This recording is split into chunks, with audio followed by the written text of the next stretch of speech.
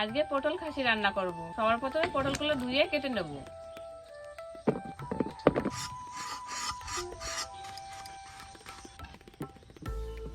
এবার ভিতর থেকে বীজগুলো বার করে নেব। এইভাবে বাকিগুলো বের করে নেব। এবার পেঁয়াজ, রসুন, আদা কেটে নেব।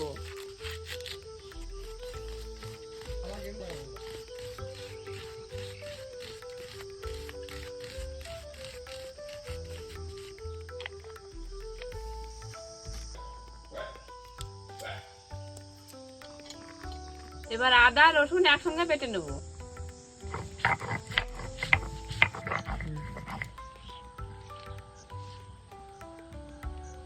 এবার জিরে শুকনো লঙ্কা একসঙ্গে বেটে নেব।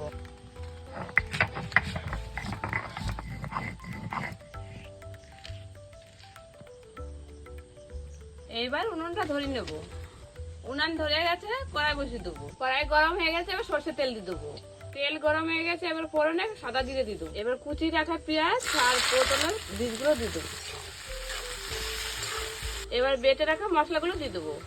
এবার লবণ হলুদ দিয়ে দেবো।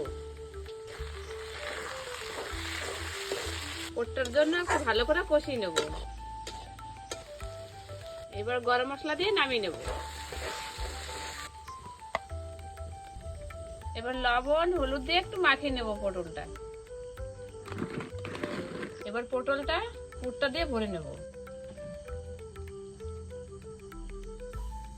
কড়াই গরম হয়ে গেছে, এবার সরষের তেল দিয়ে দেবো। তেল গরম হয়ে গেছে, এবার পটলগুলো দিয়ে দেবো।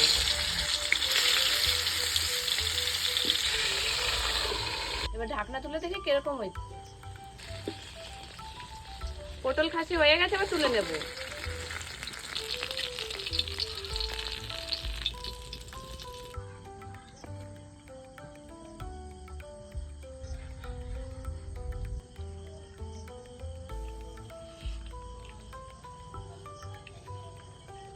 কেমন আছে বাবু? আজকে রান্নাটা অনেক সুন্দর হয়েছে। চরম হয়েছে আজকে।